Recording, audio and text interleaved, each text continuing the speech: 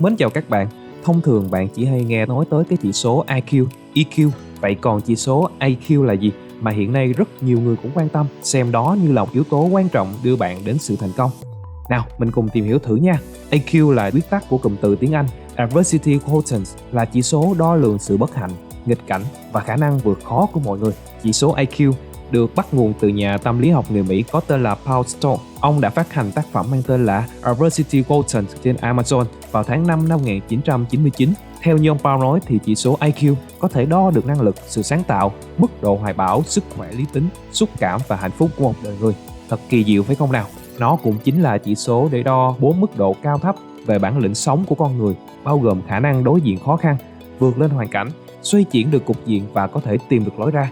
Tại sao có những người dù gặp khó khăn đến đâu hay lọt vào bất cứ nghịch cảnh nào thì vẫn có thể vượt qua và ngày càng trở nên thành công, trong khi nhiều người khác cũng vào những hoàn cảnh tương tự nhưng lại sớm nản lòng và đầu hàng, mặc cho số phận đưa đẩy dù có thừa sự thông minh và tư cách tốt? Đó chính là điểm khác nhau tạo nên cái độ chênh lệch về IQ của mỗi người.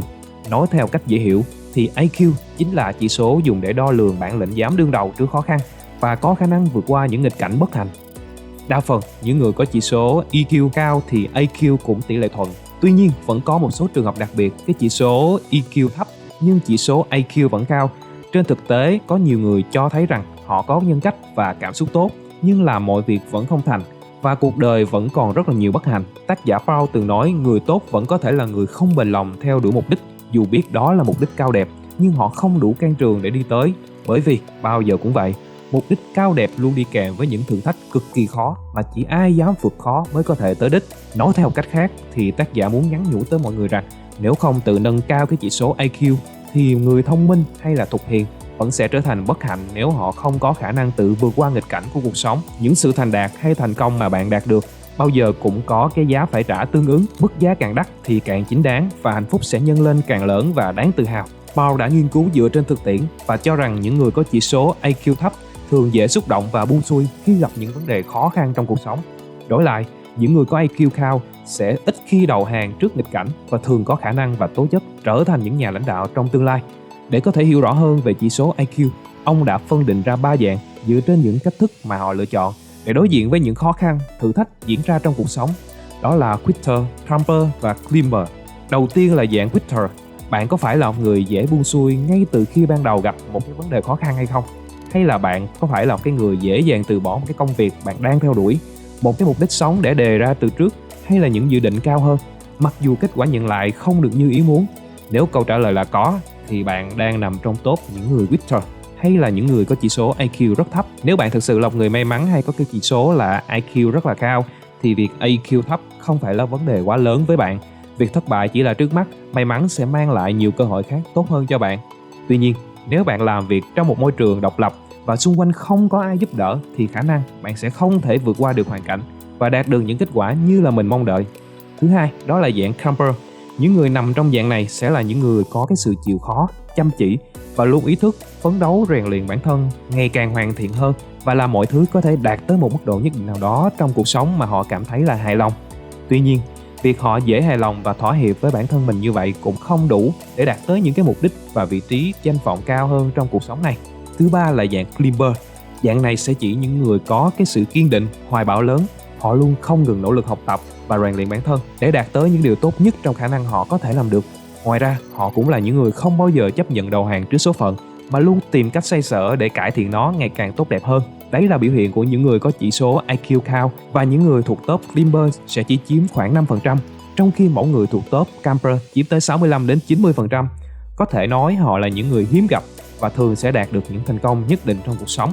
Và dù bạn có ở dạng nào thì mình nghĩ ai cũng sẽ cần học cách để tăng chỉ số IQ của mình, bởi ai cũng mong muốn được thành công, phải không nào? Trong cuốn sách The Unfeasible của tác giả Roger Connor, Tom Smith và Craig Hisman, các tác giả đã giới thiệu một khuôn mẫu như là các bước cần thiết để có thể nâng cao cái chỉ số IQ của mình một cách tốt nhất. Cụ thể, 4 khuôn mẫu mà các tác giả đưa ra. Thứ nhất là nhìn nhận vấn đề. Đầu tiên, bạn là người cần phải nhận ra những cái sự thay đổi là cần thiết, để từ đó xác định cái tâm lý trước những thay đổi bất ngờ mà vẫn giữ vững được cái trạng thái khách quan.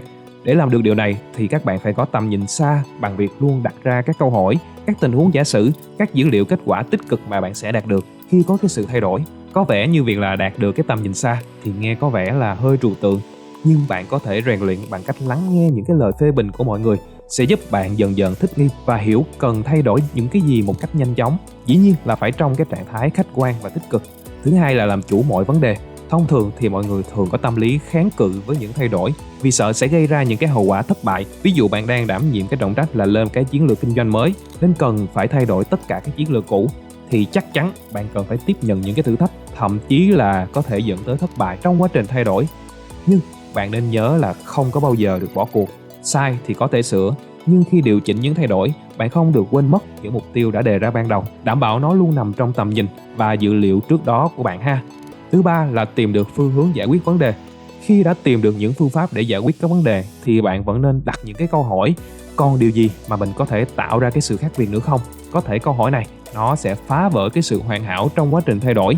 Tuy nhiên, nó cũng chính là cách mà bạn có thêm cái nguồn cảm hứng, sáng tạo ra những cái cách giải quyết mới, đồng thời có thể đánh giá một cách sâu sắc hơn những cái rủi ro có thể gặp phải. Quan trọng câu hỏi này là bạn phải tìm ra những cái phương pháp khác, cách nhìn của bạn khác, chứ không phải là một việc rập khuôn như là những cái cũ. Thứ tư là giải quyết vấn đề. Đây cũng là bước cuối cùng để bạn hoàn thiện các bước trên một cách trọn vẹn nhất, bằng cách thi công, hoàn thành công việc và giữ trách nhiệm với sự thay đổi của mình. Không sớm thì muộn, thành công sẽ đến với bạn, hãy tin vào điều đó. Càng trẻ tuổi, các bạn càng phải là người nuôi chí lớn và có dũng khí để thực hiện một cách tốt nhất. Nâng cao IQ cũng chính là cách bạn nâng cao giá trị bản thân và đóng góp giá trị cho cộng đồng. Cảm ơn các bạn đã xem video. Nếu các bạn cảm thấy hay và hữu ích thì đừng ngần ngại đăng ký kênh Một Video, like và chia sẻ một video. Chỉ một video mà thôi các bạn nhé.